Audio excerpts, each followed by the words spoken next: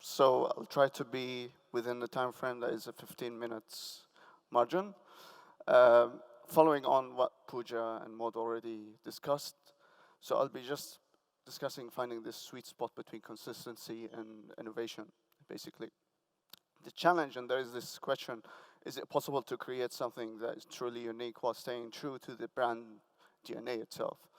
We all know hotel brands, they require, and there is a need for consistency in order to maintain a recognition and a trust among their clientele, as well as creativity is really, really important to differentiate between true properties of a same brand so they have that unique look and feel. So how do we balance the two? I've shown just two reference images. The below, this is for basically one of the hotel brands I love. I'm in love with this brand. I've always admired this one hotel, especially when the one in Brooklyn Bridge opened. I've just fell in love with this brand. And talking about law of attraction, eventually I was always dreaming to design it, and then I had the opportunity to work on the design of one hotel in Saudi Arabia. So before we delve deep into how we approach the design of that, what is brand identity in a hotel, basically, or hospitality? So it's all about the visual identity, from logos, colors, topography, etc. Also, the emotions that these brands evoke through guest experience. This is quite important, and the type of service they offer. In addition to that, the storytelling. Each brand has this unique storytelling, especially these new brands, boutique brands that are coming up these days. They have inspiring stories that actually adds to us to be inspired to develop a narrative that evolves around our design. So why creativity matters? It matters to create these authentic, unique spaces in addition to having the lasting impressions on a guest, memorable experiences, as well as making these brands basically stand out from very competitive market nowadays. So the case study, which is one hotel, we will look at the brand essence.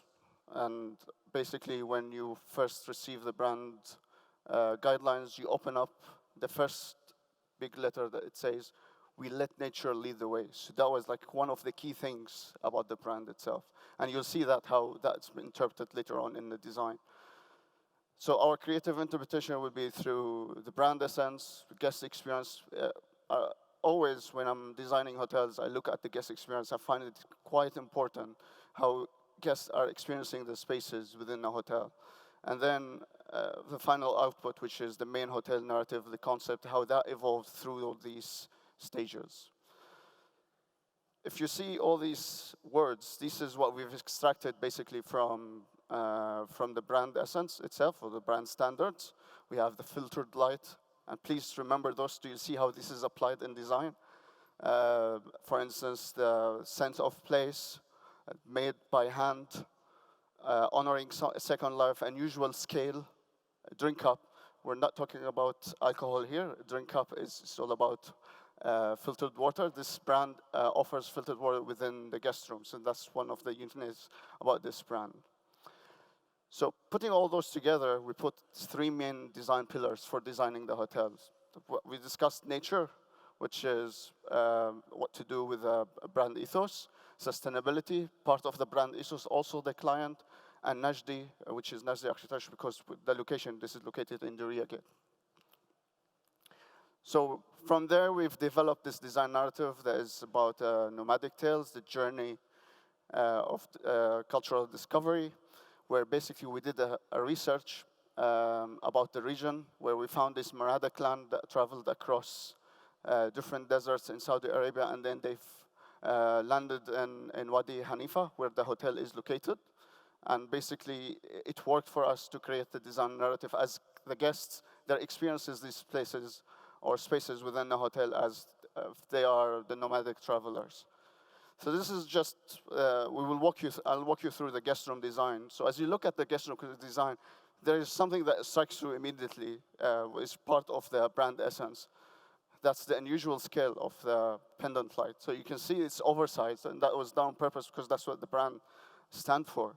There are other elements that we've added in as well. So as you can see, the wall light upcycling based on the sustainable approach, but it also looks like it's made out of hand. The other thing is these rugs that are behind the bed. Part of the story and the design narrative, we have these nomadic travelers. So when they travel, they want to rest. The bed is a resting place. When they want to rest, they lay these carpets on top of each other and they sit and they rest together. But also to make sure that this is local, we've injected Najdi architecture patterns. So we have these Najdi patterns embedded into the carpet designs themselves. Also, you can see how we've implemented some of Najdi aesthetics. For instance, at the bottom left, there is this wajar unit. This is what you find inside a traditional house in a Najdi home. And basically, we did a contemporary interpretation of it.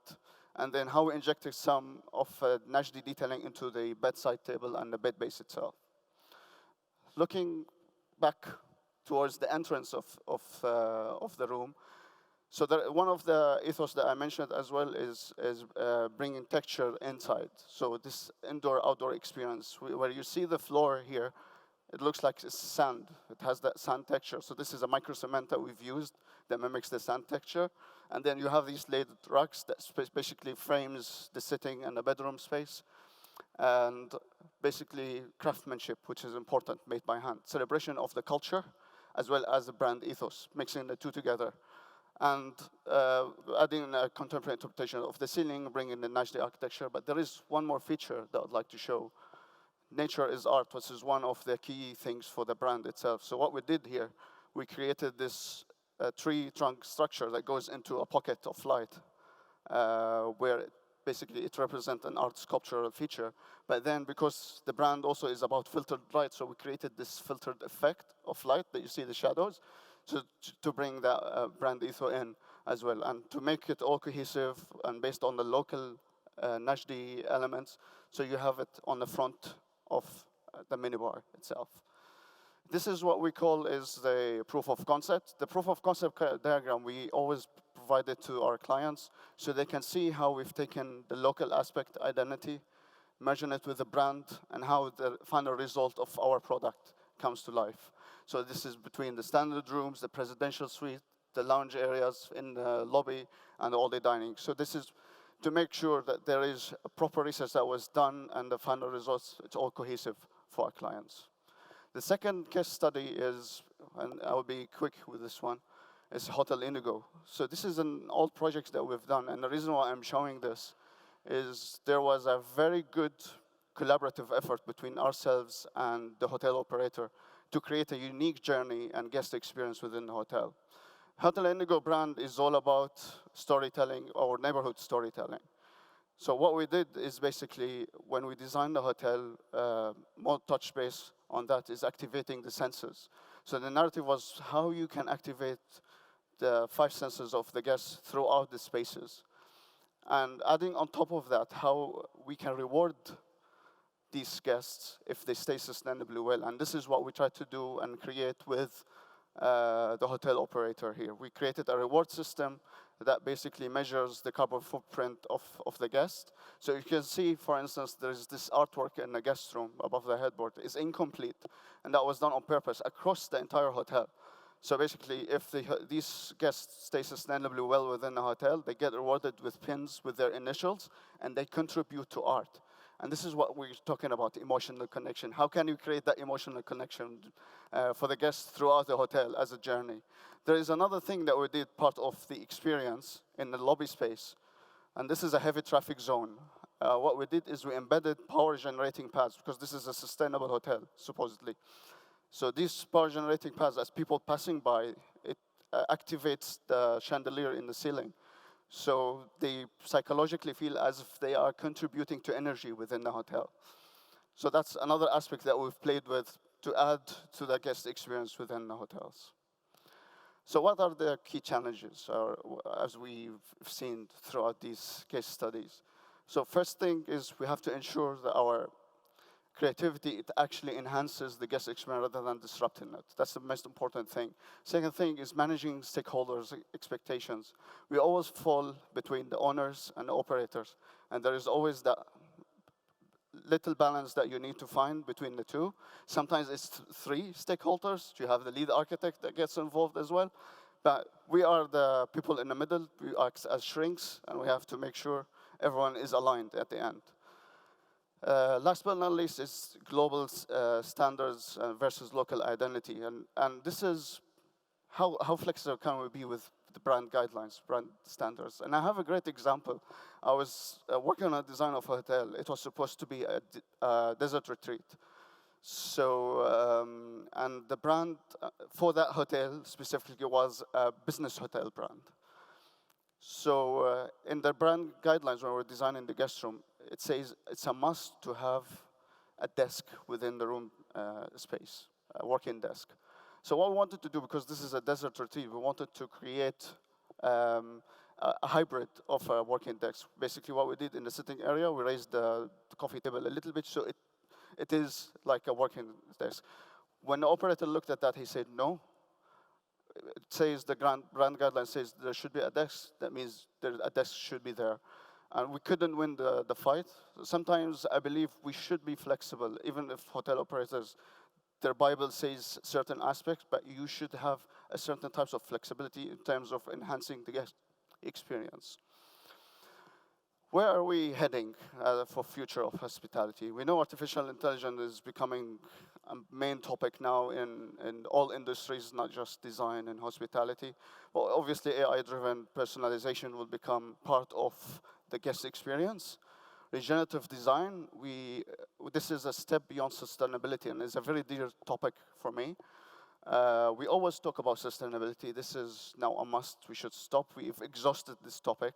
We should move to regenerative design, which is the next step. And I was very pleased when I heard yesterday Melissa from Amala, she mentioned that their projects are actually applying the regenerative design principles when they're developing them. This is amazing. Another thing is boutique-inspired experiences. We know wellness retreats are becoming a trend. Experiencing local and culture within hotels as well is becoming important. There are many things that are being developed as well. And last but not least, it's the art of balance.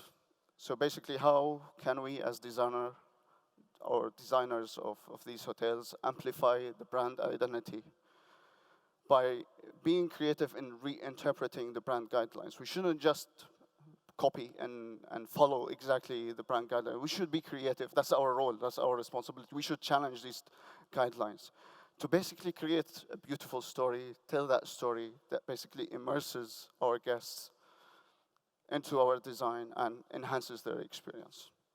Thank you very much.